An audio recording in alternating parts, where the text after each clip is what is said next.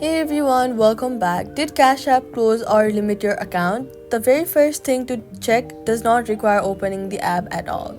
Here's what to do. First, open your email app, not Cash App, and search your inbox for an email from Cash App. The subject line will usually say something like account closed, account limited, or important account update. Check your spam or junk folder as well. Cash App always sends an email explaining the reason, and this email will tell you exactly what happened and what they need from you.